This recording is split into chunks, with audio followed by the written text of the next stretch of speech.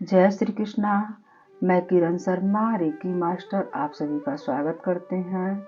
और आज हम सीखेंगे नकारात्मक चिंतन से कैसे मुक्ति पाएं, प्रेत बाधा से मुक्ति के लिए कैसे हम रेकी करें और कैसे सफाई करें। तो दोस्तों, कभी कभी कुछ विध्वंसक प्रकृतियां के लोग, ईर्ष्यालु लोग, द्वेषवश जब उनको कुछ प्राप्त नहीं होता है तो उनके पास कैसे टोने टोटके तंत्र मंत्र आदि द्वारा बुरी आत्माओं को भेज करके नुकसान पहुंचाने के उद्देश्य से ऐसा करते हैं, या कभी कभी पिछले जन्म की दुश्मनी का बदला लेने के लिए।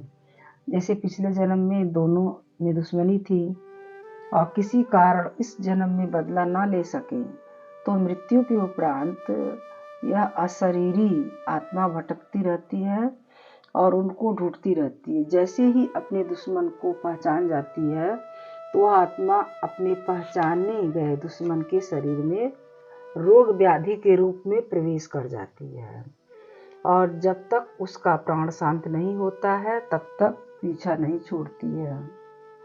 व्यक्ति इस रोग का उपचार करता रहता है, कितना भी उपचार करता रहता है, परंतु ठीक नहीं होता है, किसी भी प्रकार का लाभ नहीं मिलता है, क्योंकि वह पिछले जन्म की दुश्मनी के से बेखबर है। उसको नहीं पता है कि पिछले जन्म की दुश्मनी के कारण हमको ये बीमारी हुई है। वह नहीं जानता कि पिछले जन्म का दुश्मन उसके शरीर में प्रवेश कर गया है। रेकी की शक्तिशाली सिंबल इस प्रकार की बाधाओं को काटकर रोगी को रोग मुक्त कर देता है। किसी भी प्रकार की बीमारी को ठीक किया जा सकता है, और यह आवश्यक नहीं है कि कोई बाधा हो तभी उपचार दिया जाए। इस प्रकार की बाधा न होने पर भी इस उपचार को किया जा सकता है, इसका कोई नुकसान नहीं है, न ही किसी प्रकार की हानि उपचार देने के वाली है, क्योंकि तीनों शक्तिशाली सिंबल से अटैचमेंट यानी शक्तिपात होने के बाद भी किसी प्रकार की प्रेत बाधा या टूना टोटका आप पर असर नहीं करेगा। यह सिंबल सदैव आपकी रक्षा ही करेगा। अपने हाथ को अच्छी प्रकार से धो लें। चलिए शुरू करते हैं।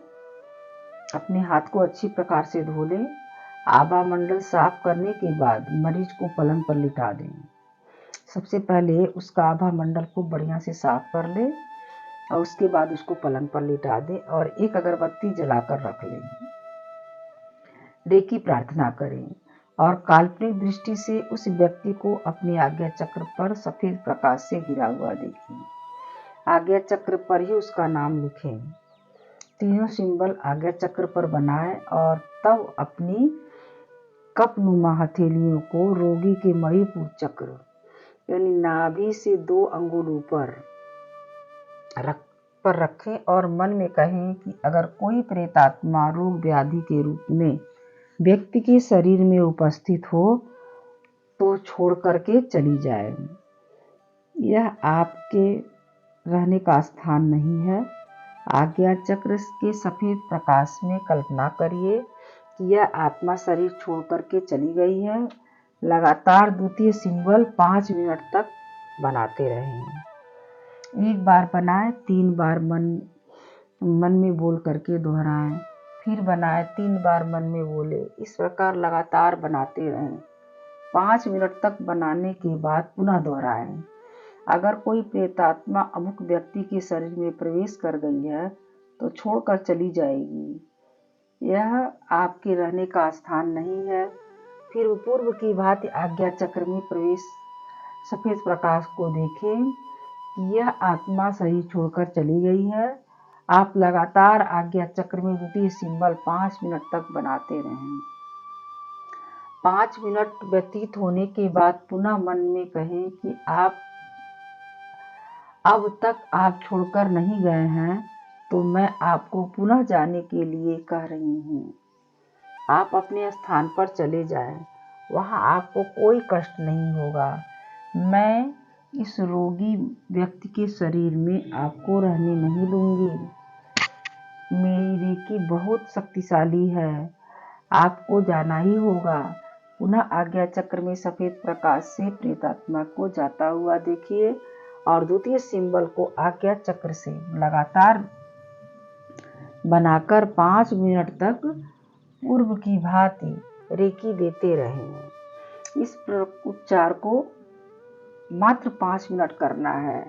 अब 5 दिन के उपचार में ही रोगी यदि ऊपरी बाधा या प्रेत आत्मा से पीड़ित है तो आराम का अनुभव करेगा। इस उपचार को आवश्यकता पड़ने पर 1 महीने बाद पुनः दोहराया जा सकता है। इससे अधिक की आवश्यकता नहीं पड़ेगी। और सबसे अच्छी बात यह है कि आप धीरे धीरे अपनी बीमारियों से निजात पाना शुरू कर देंगे। और साथ में आप जो दवा खा रहे हैं, दवा भी खाते रहिए अपनी बीमारी को ठीक करने के लिए, और रेकी उपचार भी करते रहिए, तो आप जल्द ही जल्द ठीक हो जाएंगे। आपको बहुत बहुत धन्यवाद। ऐसी वीडियो को देखने के लिए हमारे चैनल को लाइक करें, सब्सक्राइब करें, शेयर करें। धन्यवाद, धन्यवाद, धन्यवाद।